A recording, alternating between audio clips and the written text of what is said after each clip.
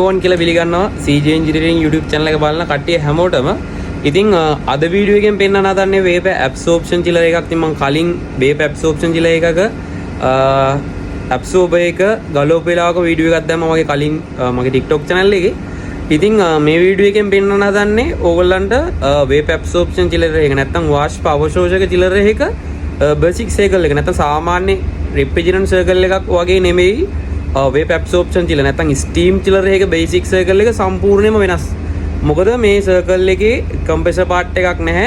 refrigerant එක cycle කරන්න evaporator එක condenser එක හරහා. ඉතින් මේකේ තියෙන්නේ absorb pump එකක් ඔය refrigerant pump එක කියන pump දෙක විතරයි. ඉතින් මේක වෙනස්ම technology එකට ගිය chiller system එකක් තියෙන. ඉතින් මෙතන කරලා තියෙන්නේ සම්පූර්ණයෙන්ම chiller එක ඇතුළේ vacuum දුවන්නේ. ඉතින් vacuum කරලා කියන්නේ මුළු සිස්ටම් එකම රික්තණය කරලා තියෙන. සාමාන්‍යයෙන් vacuum point 3කට අඩුවෙන් සාමාන්‍යයෙන් chiller එකම තියාගන්න ඕනේ. මොකද chiller එකේ හැම part එකකම තියෙන vacuum වගේ 3කට අඩුවෙන් තියාගන්න. සාමාන්‍යයෙන් 3ක් වගේ තමයි තියාගන්න. ඉතින් මේක ඇතුලේ කරලා තියෙන ඇත්තම වායු ගෝලයේ පීඩනය අඩු කරලා තියෙන්නේ. මොකද එළියේ තියෙන වායු ගෝලයේ පීඩනයට වඩා chiller එක ඇතුලේ තියෙන වායු ගෝලයේ පීඩනය සෑහෙන අඩු කරලා තියෙන්නේ. එතකොට සාමාන්‍ය එළියේ වායු ගෝලයේ පීඩනය 14.7ක් වගේ නම් ඇතුළේදී තව ගොඩක් වැකුම් කරලා අපි අඩු කරගෙන දෙන හින්දා ඉතින් 14.7 දී බොයිලින් පොයින්ට් එක නැත්තම් ජලයේ වාෂ්ප වෙන්නේ සෙල්සියස් අංශක 100 වගේ නක්.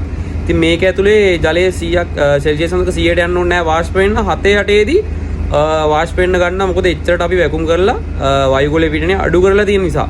ඉතින් බලමු බේසික් සර්කල් එක කොහොමද තියෙන්නේ කියලා. ඉතින් මේක මේ මම ඇඳපු සර්කල් එකක් තියෙන්නේ තමැක්ස් ආයතනයේ steam double effect steam chiller එකක basic circle එකක් තමයි ඔයගොල්ලොත් එක්ක බෙදා හදා ගන්න යන්න පෙන්නලා.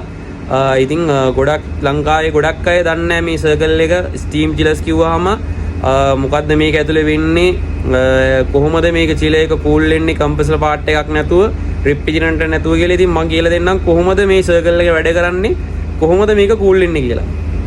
right, අපි බලමු vape absorption chiller එක නැත්තම් steam chiller එක basic circle එක කොහොමද තියෙන්නේ කියලා. ඉතින් මේක සාමාන්‍ය refrigerant circle එක වගේ නෙමෙයි, domestic central. ඉතින් කිසිම විදිහකින් මේක සමාන වෙන්නේ නැහැ refrigerant circle එකකට. ඉතින් මේක steam chiller වලටම ආවේනික basic circle එක. ඉතින් මේකේ ගත්තොත් සාමාන්‍ය chiller එක වගේ අපිට මෙතන ගන්න පුළුවන් මේකේ evaporator එක.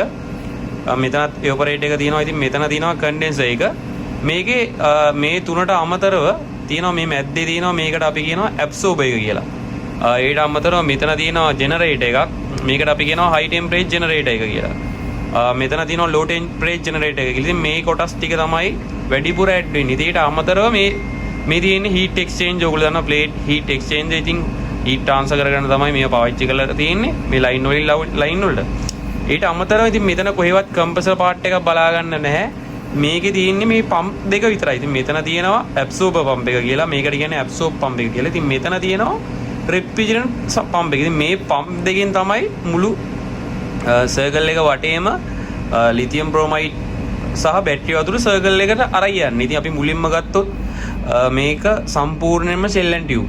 ඉතින් මේ තියෙන්නේ මෙතන කූලින් chill water inlet එක තමයි මේ තියෙන්නේ. සාමාන්‍යයෙන් අපි +12ක් වගේ inlet කරාම out එක තියෙනවා ඔලන වෙනදී +7ක් වගේ. ඉතින් මෙතනින් chill water අපි inlet කරනවා. ඉතින් මේ යන්නේ සම්පූර්ණම coil එක මේ shell එකේ මේ tube එකේ. ඉතින් මේ tube තමයි මේ තියෙන්නේ මම අදලා තියෙන්නේ.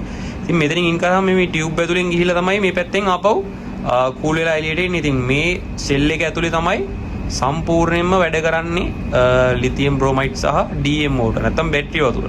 ඉතින් මේ absorber එකෙත් එහෙමයි. absorber එකට අපි මෙතනින් cooling water දුන්නාම cooling tower එකේ inlet එක දෙන්නේ අපි absorber එකට. ඉතින් මෙතනත් තියෙන්නේ සනිකර tube තියෙන්නේ shell and tube. shell එක ඇතුලේ තමයි lithium bromide වතුර නැත්නම් cooling tower එකේ වතුර තමයි absorber ඉන් වෙන්නේ tube ඇතුලේ. ඉතින් මෙතෙන් දුන්නාට පස්සේ absorber එකට ගිහිල්ලා ආපහු යනවා මේ වතුර ටික මෙතන තියෙන condenser එකට. condenser එකත් shell and tube තමයි තියෙන්නේ. ඉතින් tube එකේ යනවා වතුර මෙතනින් ගිහිල්ලා මෙතනින් එළියට යනවා. ඉතින් ওই ටික තමයි වෙන්නේ. cooling water line එක මුලින්ම condenser ඉඳන් අපි cooling tower එකේ ඉඳන් එන එක දෙනවා මෙතනට absorber එකට in කරනවා out වෙනවා. අන්තිමට final එක condenser එකෙන් තමයි out වෙලා අපව cooling tower එකට ගිහිල්ලා නිවලා ආයි මෙතනට එන්නේ. ඉතින් අපි ගත්තොත් මේක absorber එක මේක වෙන් කරලා තියෙන්නේ මේ විදිහටම ලොකු රවුමක් තමයි ෂෙල් එකක් තමයි සම්පූර්ණම මේ චිලර් එකේ තියෙන්නේ. මේක තමයි මේන් පාර්ට් එක. ඉතින් මේ පාර්ට් එක ඇතුලේ තමයි කූලින් එක වෙන්නේ. ඉතින් මේ උලන්ට පේනවා ඇති මෙතන තියෙනවා ලිතියම් බ්‍රෝමයිඩුයි බැටරි වතුරයි දෙක මික්ස් වෙච්ච එකක්. ඉතින් මෙතන තියෙන්නේ දෙකේම 50% මික්ස් වෙලා තියෙන්නේ. ඉතින් මෙතන ලිතියම් බ්‍රෝමයිඩ් සහ බැටරි වතුර මික්ස් වෙලා තියෙනවා. ඉතින් මේ මික්ස් වෙච්ච දෙක නැත්තම් මේ සම්ප් එකේ තියෙන ටික ඇබ්සෝබ් පම්ප් එකේ අර කරන්නේ ඇබ්සෝබ් පම්ප් එකෙන් මෙතන අරයි යනවා මේ ලයින් එක උඩට පේනවා. ඉතින් මේ අරගෙන යන මෙතන තියෙනවා හීට් එක්ස්චේන්ජර් එක කරහා. ඉතින් මේ හීට් එක්ස්චේන්ජර් කරහා ගිහිල්ලා මෙතනින් ගිහිල්ලා දානවා මෙතන තියෙන හයි ටෙම්පරේචර් ජෙනරේටර් එක කියලා. ඉතින් මේ පාර්ට් එකෙන් කරන්නේ ජෙනරේට් කරන්නේ. දැන් මෙතනින් අපි වෙන් කර දැන් මෙතන මික්ස් වෙලා තියෙන ලිතියම් බ්‍රොමයිඩුයි බැටරි වතුර දෙක. ඉතින් මෙතනින් තමයි අපි ඒක අයින් කරගන්න. අපිට දැන් බැටරි වතුර අපව අයින් කරගන්න ඕන, ලිතියම් බ්‍රොමයිඩ් අයින් කරගන්න ඕන, දෙකම අයින් කරගන්න ඕනි 150 බැටරි වතුරයි ලිතියම් බ්‍රොමයිඩ්. ඉතින් බැටරි වතුරයි ලිතියම් බ්‍රොමයිඩ් අයින් කරන්න නම් අපි මේ ඇබ්සෝබ් ලයින් එකෙන් එන ලිතියම් බ්‍රොමයිඩ් බැටරි වතුරයි මේ හයි ටෙම්පරේචර් ජෙනරේටර් එකට දැම්මට පස්සේ අපි මේක රත් කරන්න ඕනි. රත් කරාට පස්සේ වෙන්නේ ලිතියම් බ්‍රොමයිඩ් ටික යට යනවා. සාමාන්‍ය ලිතියම් බ්‍රොමයිඩ් යට ගියාට පස්සේ බැටරි වතුර ටික වෙන්නේ වාෂ්ප වෙන එක තමයි. අපි රත් කරන්න පාවිච්චි කරන්නේ මේ තියෙන්නේ බොයිලර් එකෙන් එන ස්ටීම්. මේකත් සම්පූර්ණම ෂෙල් ඇන් ටියුබ්. ඉතින් මේ ටියුබ් එකේ තමයි ස්ටීම් අපි මෙතනින් ඉන් කරාට පස්සේ හයි ටෙම්පරේචර් ජෙනරේටර් එකට ගිහිල්ලා හීට් ට්‍රාන්ස්ෆර් වුණාට පස්සේ මෙතනින් ආපස්සට කන්ඩෙන්සර් ටෝටල් ලයින් එකක් තමයි මෙතනින් බොයිලර් එකට ආපහු යන්නේ. ඉතින් මෙතනින් ස්ටීම් දෙනවා අපි දීලා මේක රත් කරගන්නවා. මේක රත් කරාට පස්සේ මෙතනින් වෙන්නේ DM මෝටර් ටික වාෂ්ප වෙලා යනවා. ලිතියම් බ්‍රොමයිඩ් ටික යට තැම්පත් වෙනවා. ඉතින් අපි මෙතන වාෂ්ප වුණාට පස්සේ මේ වාෂ්ප ටික දැන් මේ තියෙන වෝටර් වේපර් නැත්තම් බැටරි වතුර ටික වාෂ්ප වෙලා තියෙන්නේ. මේ වාෂ්ප වෙච්ච වතුර ටික අරගෙන ස්ටීම් ටික නැත්තම් බැටරි වතුර වේපර් වෙලා තියෙන්නේ. ඉතින් මේ ටික අරගෙන යනවා අපි ලෝ ටෙම්පරේචර් ජෙනරේටර් එකට. ඉතින් ලෝ ටෙම්පරේචර් ජෙනරේටර් එකනු තරන් ගිහිල්ලා මේ මෙතනක් තියෙන හීට් එක්ස්චේන්ජ් එකක්. ඉතින් මේක හරහා අපි ආපහු මේ ටික අරගෙන යනවා කන්ඩෙන්සර් එකට. ඉතින් කන්ඩෙන්සර් පාර්ට් එකෙන් කරන්නේ මේ එන වේපර් වල තියෙන හීට් එක කන්ඩෙන්සර් වෝටර් ලයින් එකට දීලා හීට් ට්‍රාන්ස්ෆර් කරලා මෙතනින් ආපහු හදනවා බැටරි වතුර. ඉතින් මෙතන බැටරි වතුර හදනවා. මේක සම්පූර්ණයෙන්ම මේ ඔක්කොම වැකුම් තියෙන්නේ. ඉතින් මේ අඩුම ටෙම්පරේචර් එකේදී මේවා වාෂ්ප බවට පත් වෙනවා. ඉතින් මේ ජල වාෂ්ප ටික නැත්තම් බැටරි වතුර ටික මෙතනට ගෙනත්ලා ලික්විඩ් එනකොට මේ ටෙම්පරේචර් එක ගොඩක් අඩු වෙලා තියෙන්නේ +4ක ටෙම්පරේචර් එකට තමයි නැත්තම් මේ DM මෝටර් වේපර් ටික අපි මේ ජෙනරේටර් එකෙන් ජෙනරේට් කරලා අරගත්තට පස්සේ කන්ඩෙන්සර් එකට අරන් යනවා. කන්ඩෙන්සරෙන් කරන්නේ වේපර් වල තියෙන හීට් එක අරගන්න එක. ඉතින් අරගත්තට පස්සේ මේ ටික වතුර වෙනවා, බැටරි වතුර වෙනවා. ඒක +4ක ටෙම්පරේචර් එකට තමයි අඩු වෙලා තියෙන්නේ. ඉතින් මේ ලයින් එක යනවා මෙතනින් මේ තියෙන සම්ප් එකට. නැත්තම් එවපරේටර් එකේ පම්ප් එකට. නැත්තම් මේකට අපි කියනවා රෙෆ්‍රිජරන්ට් එක. ඉතින් මෙතනින් දැන් රෙෆ්‍රිජරන්ට් එක මේගොල්ලෝ හදාගෙන ඉවරයි. මේ බැටරි වතුර කූල් කරලා තියෙනවා, කූල් වෙලා තියෙනවා +4ක ටෙම්පරේචර් එකට බැටරි වතුර අපි හදාගෙන තියෙනවා. ඉතින් මේ වතුර ටික තමයි මේ රෙෆ්‍රිජරන්ට් පම්පෙන් කරන්නේ මේ බැටරි වතුර ටික එවපරේටර් එකේ ටියුබ් එකට සෙල් එක ඇතුලේ යන ටියුබ් වලට ස්ප්‍රේ කරන එක තමයි කරන්නේ. ඉතින් මේ ටියුබ් ඇතුලේ යන්නේ අපි දෙන චිල් වලට. ඉතින් චිල් වලට මේ බැටරි වතුර ටික ස්ප්‍රේ කරනවා. ස්ප්‍රේ කරනකොට අපි දාන ටෙම්පරේචර් අපි දෙන ඉන්ලට් ටෙම්පරේචර් එකේ හීට් එක අරගන්නවා.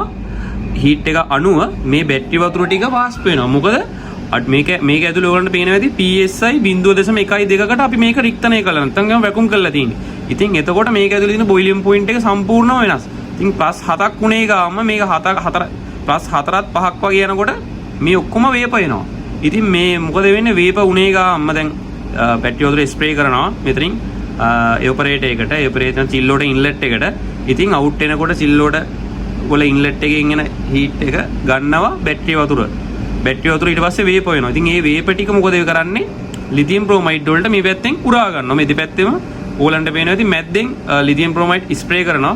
ඇබ්සෝබ් එකෙන් එන්නේ ලිතියම් බ්‍රොමයිඩ් මෙතනින් රත් කරගත්ත ලිතියම් බ්‍රොමයිඩ් ටික තමයි මේ තියෙන්නේ. අපි මෙතනින් හයි ටෙම්පරේචර් ජෙනරේටර් එකෙන් ස්ටීම් ටික නැත්තම් වෝටර් වේපර් නැත්තම් බැටරි වතුර වල වේපර් ටික අයින් කරාට පස්සේ බැටරි වතුර ටික ලිතියම් බ්‍රොමයිඩ් යට ගියා. ලිතියම් බ්‍රොමයිඩ් ඕලන්ට පේනවාද? ජෙස්සිස් සංසක 145ට 50කට වගේ රත් වෙලා 100කට වගේ රත් වෙලා තියෙන. ඉතින් අපි මේක නිවා ගන්න ඕන. ඉතින් මේක නිවා ගන්න මේ ඔයගලන්ට වෙනද හීට් එක්ස්චේන්ජර් හරහා මෙතනට ගෙනත් දාලා තියෙනවා. ඉතින් මෙතන මැද්දෙන් තමයි ඇබ්සෝබර් එකට එන්නේ ලිතියම් බ්‍රොමයිඩ් එක. ඉතින් ඇබ්සෝබරේට ස්ප්‍රේ කරලා අපි ලිතියම් බ්‍රෝමයිඩ් ටික ආපහු නිවා ගන්න ඕනේ. මැද්දෙන් ඇබ්සෝබරේට ස්ප්‍රේ කරනවා බැටරි වතුර මේ ලිතියම් බ්‍රෝමයිඩ් ටික. ඉතින් ඒ ස්ප්‍රේ කරනකොට ඕගලන්ට පේනවා ඇති මෙතන මේ අපි කන්ඩෙන්සරෙන් වතුර ඉන්ලට් කරලා දිනවා. ඉතින් මෙතන සෙල් එකේ ලිතියම් බ්‍රෝමයිඩ් ටික ස්ප්‍රේ කරනවා. එතකොට ටියුබ් වල යනවා කන්ඩෙන්සරෙන් එන කූලින් වෝටර්. ඉතින් එතනත් හීට් ට්‍රාන්ස්ෆර් වෙලා බැටරි ලිතියම් බ්‍රෝමයිඩ් වල තියෙන හීට් එක ගන්නවා කූලින් ටවර් එකේ වතුර එක.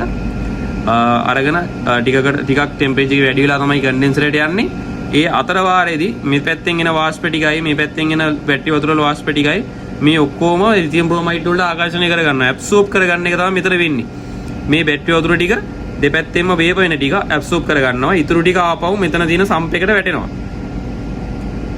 130ක් 40ක් වේප වුණාට පස්සේ ඊටු ටික වැටෙන ටික මෙතන තියෙන ප්‍රෙප්ටිජන් පම්පින් ආපහු ගෙනිල්ල මෙයා ආපහු මේ පම්ප් එකෙන් සම්ප් දෙකේම තියෙනවා අරගෙන ආයේ මේ පම්ප් එකෙන් අරන් ගිහිල්ලා ස්ප්‍රේ කරනවා. ඉතින් ওই ටික තමයි දිගටම සර්කල් වෙන්නේ. ඉතින් මේ අතරතුරේ වේප වෙන ටික ගන්නවා ඇබ්සෝබර් එක නැත්තම් ලිතියම් බ්‍රෝමයිඩ් උරා ගන්නවා. ඒ ලිතියම් බ්‍රෝමයිඩ් රත් වෙච්ච නිවිච්ච ලිතියම් බ්‍රෝමයිඩ් එක මෙතන තියෙන්නේ බැටරි වතුර මික්ස් වෙලා. ඉතින් මේ දෙන්න මිශ්‍රණයක් තමයි මෙතන තියෙන්නේ. මෙයා කරන්නේ ආපහු ඇබ්සෝබ් පම්ප් එකෙන් මෙතනට ගිහිල්ලා මේකෙන් හයි ටෙම්පරේචර් ජෙනරේටර් එකට අරන් ගිහිල්ලා රත් කරනවා.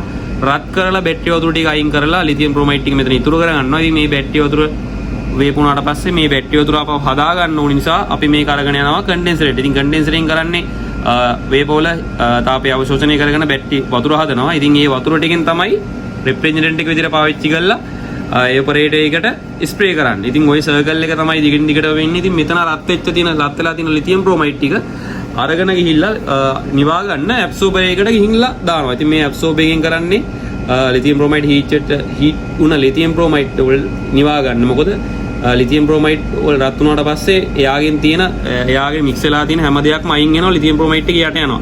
ඉතින් ආයෙත් ලිතියම් බ්‍රෝමයිඩ් ඇබ්සෝබ් කරගන්නවා නම් ලිතියම් බ්‍රෝමයිඩ් වල මොනවාරි දෙයක් උරා ගන්න ඕනි නම් උරා ගන්න හැකියාව තියෙන. ඉතින් මේ වගේ අපි කූල් කරගන්න ඕනි. ටෙම්පරේචර් එක අඩු කරගන්න ඕනි. ඉතින් ඒකට තමයි ඇබ්සෝබරේ පාවිච්චි කරලා තියෙන රත් වෙච්ච ලිතියම් බ්‍රෝමයිඩ් ටික නිවා ගන්න තමයි ඇබ්සෝබ් එක පාවිච්චි කරන්නේ. ඉතින් ඇබ්සෝබ් එකෙන් නිවුණාට පස්සේ දෙපැත්තෙන් දාන චිල්ලෝට වල මේ චිල්ලෝට කූල් කරන්න දාන ස්ප්‍රේ මේ DMOට වතුර වල වේප වෙන හැම දෙයක්ම වේප වාෂ්ප ටික සම්පූර්ණයෙන්ම ලිතියම් බ්‍රෝමයිඩ් ආකර්ෂණය කරගන්නවා.